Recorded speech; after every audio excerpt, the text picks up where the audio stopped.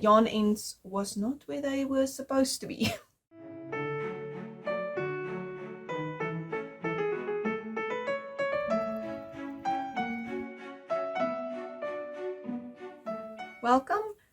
Welcome back to my channel.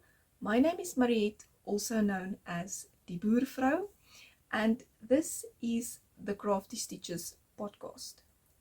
I am coming to you from South Africa, and this is episode 93. So this is predominantly a knitting podcast. I share more knitting projects than any other craft, but I also sew and crochet. And today I actually have sewing projects to share with you, as well as a crochet tutorial that I made very recently. So today I actually have two finished projects, of which one is sewing and a few works in progress, including a sewing project. So in the description box below this video, I will link all of the places where you can find me on the internet, as well as my project pages on Ravelry for my crochet and knitting projects. Unfortunately, I don't know of a place where you can do sewing projects like Ravelry, but all of the knitting and crochet projects will be linked below this video in the description box. Alright, I think that is everything. It is currently June 2026 when I'm recording this video, so we are just past the middle of winter here in the southern hemisphere, so it is going to spring, but I suspect we will still have quite a few cold spells still, even though this winter was not that cold for me anyway so far. Alright, so let's get into the projects. Let's start with finished projects.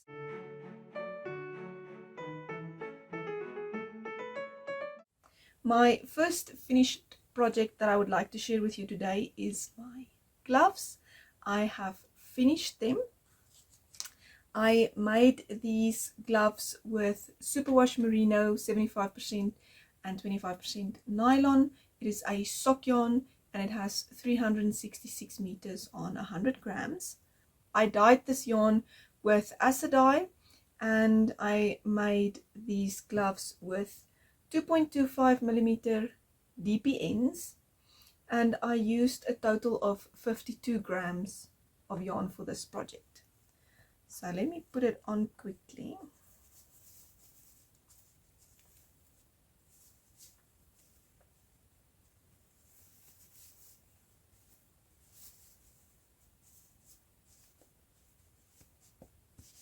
Alright, so this is what it looks like on.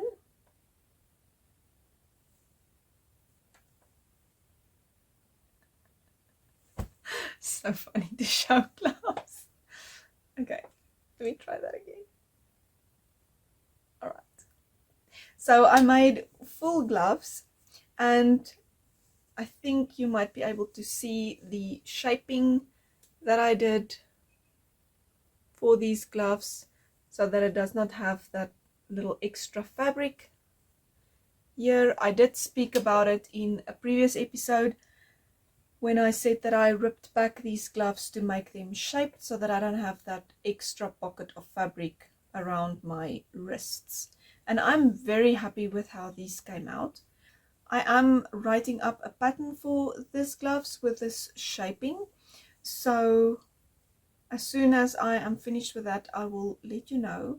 But I will have to knit another pair because I did make a few changes to how I knit the shaping on the right hand, and I also made changes on how I knit the fingers on the left hand, because the way I knit these is not the right way. It will look more or less the same, but yeah, the yarn ends was not where they were supposed to be. Didn't think about that when I knit this one. So I made a few changes while I'm writing up the pattern, and then I'll have to check and see if that works out better. Right. don't think there is anything else to say about these gloves, except that I'm very happy to have them. I've worn them on one very cold day last week, and they are very nice. They are not so thick in between my fingers, because that is something that bothers me quite a bit with double knit yarn gloves. I really like these a lot. Right, so that is my knitting finished project. My second finished project is actually sewing. So I decided on Instagram a little while ago that I have so many things to get done, not only sewing and craft related, but lots of other things as well. But I decided on Instagram that it is a good idea to start a get it done day, one day in the week. Not necessarily every time on the same day, whenever I have a little bit of space of time in the day. For one day in the week, I will finish one of the things that is on my stack of things to do. So I started by doing curtains for my guest room, and that was already done. That's when I actually decided to do this get it done day. And it's interesting that I have so many curtains that needs to get done. But anyway, so last week I started, I think it was last week. But anyway, so one of the other rooms in the house has 2 windows in it, and the one window needs 2 lace curtains and the other one 1. So I had 3 lace curtains to make. I did finish 2 of them already, and I hung them up. I will put up a picture on the screen so that you can see. And then I also finished the 3rd curtain. So this is it. It was not really a lot of work, to be honest. This fabric was actually a gift from a friend. She didn't need it anymore and she gifted it to me, and I made these curtains with it. So it's actually very pretty fabric, as you can see.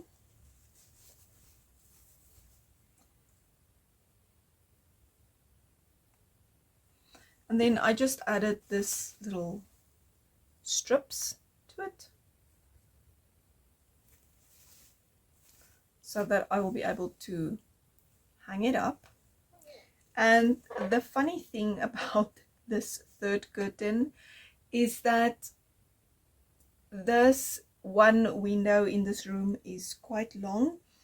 So this fabric needed to be turned from this side to that side. I don't know if that's really the correct way to do it, but to be honest, I don't really care that much. I just want the curtains in the window, because I believe that it's cheaper to change these curtains than the lined fabric curtains. And I always want lace curtains. It's not a thing of privacy, more a thing of I would rather change these out every 5 to 7 years than my actual fabric curtains. So this is more a thing of protection for me. So I just turned the curtain from this way to this way, and I put the band up here. But when I made the curtain, I actually forgot that I had to do that. So at first I stitched the whole thing on this side, and when I looked at it when I was finished, I was like, wasn't this one supposed to be the other way around? So I had to take it off and redo it. But I did not put that off. I actually immediately took my seam ripper and I took it out and I put it on the right side, because I knew if I don't do that, this curtain would have landed back on the heap, and that is something I did not want. So I'm very happy with this curtain being finished. Hopefully I will still be able to hang up this curtain this week. Very happy with that. I actually have another curtain, which is the inner curtain, one of 7 of the same, that only one of the 7, the lining is completely burnt by the sun.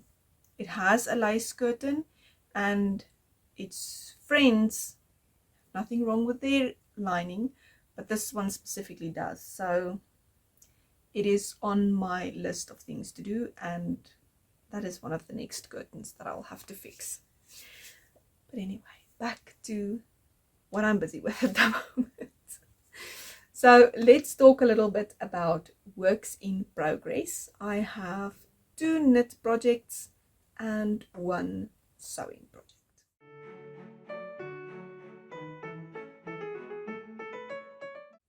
So my first knitting project that I would like to share with you today is my Brioche Memories blanket.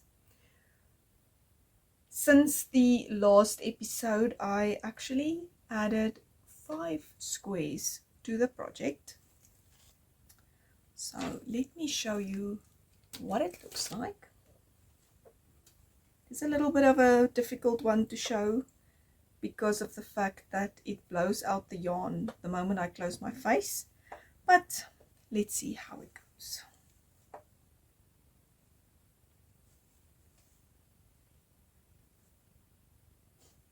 And it's still not squared off because I still need quite a few blocks to go.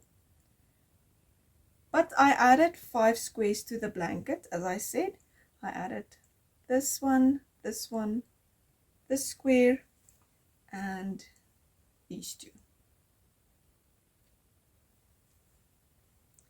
So I still need 40 squares in this area to just make this blanket a little bit of a rectangle so that I can work in rows from that point. So I still have quite a bit to go, but I'm still enjoying this project a lot, and I'm planning on making like a 3/4 bed size blanket, so I have quite a little bit more to go. So I am knitting this project with 3.5mm needles. All of the yarn that I used in this project is sock yarn, so it is a blend of wool and nylon or polyamide. Some of the yarns like Regia yarns or so, and opal is usually a virgin wool with polyamide. But anyway, so that is what I'm using for this blanket, and I'm enjoying it a lot. I really love this blanket. So I still have a little bit of yarns left for this project, and then I have some more yarns that is left of my Tranquility cowl that I still have to take a picture of, and then I can add it to the basket to be put into this blanket. Very happy about those.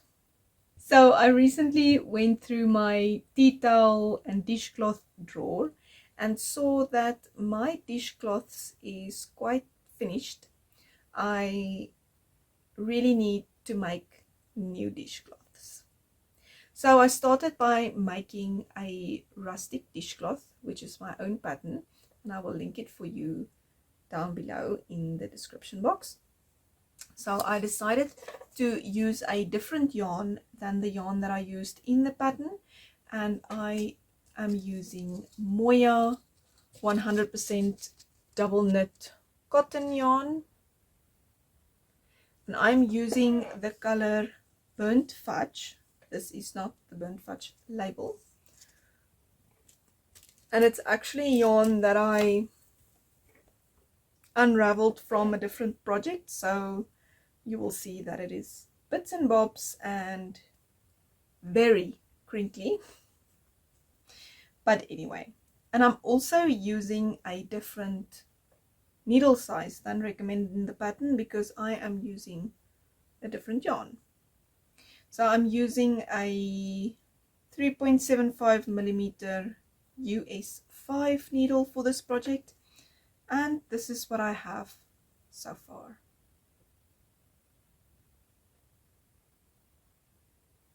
So the rustic dishcloth is just a very easy beginner friendly pattern with a little garter frame and some knit and pull double moss stitch in the middle to create a little bit of texture when washing the dishes to be able to scrub off the dirt a little bit more easily. But as I said, this is what I have so far. I just started it on the 17th of June. I haven't worked on it too much because I wanted to make the podcast first, and I had lots of other things that used my time.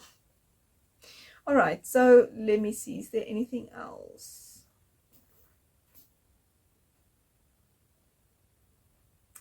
I don't think so. I think that is it. So I'm making this one. I am planning on another dishcloth in the very near future, but I haven't cast it on yet, so I will share that in the next episode when that is cast on. My last work in progress that I would like to share with you today is a sewing project, and the sewing has not started yet, but the project has. So in my previous episode I was talking about these baskets that I'm using for my knitting and crochet projects, and that they don't have linings. So I decided to start with this one to make a liner for it, and I actually made the pattern for the liner. So I just used a, what would you call it, little papers off the shops that tell you what's on special. So I just used one of those, like a newspaper type of paper, and I made a circle for the middle of the basket, a little bit like that, and then I made a little pattern for the sides. So I will cut more than one of these that will be sewn on there, and then it will go over the side of the basket, and I will put a little bit of elastic into the seam to pull it onto the basket. But I also want to make some pockets, I think, on the sides, so that I can put my thing with my stitch markers and my scissors and things like that in pockets. Because since I started to use the baskets, I did start to make a little thingy like this with all of the stitch markers, and give a pair of scissors to each basket, as well as a little easy crochet heart with yarn needles in it. So I'm trying to have that in every basket, and I think it would be nice if there's like a pocket and I can put these things in pockets. So I decided I will start with this one because it's a little bit bigger and I can see how I would like to do that, and then I would, after this, I would try to make a little liner for these type of baskets as well. I don't think,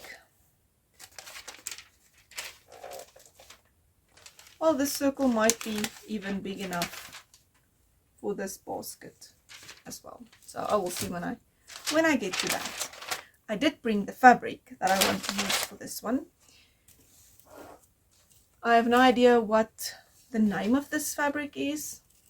It is a little bit synthetic, but it is a beautiful fabric.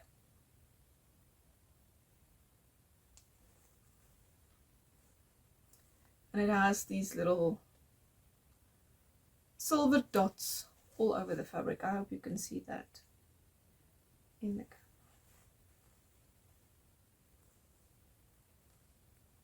So that is the fabric that I'm going to use for that, and I'm very excited about it.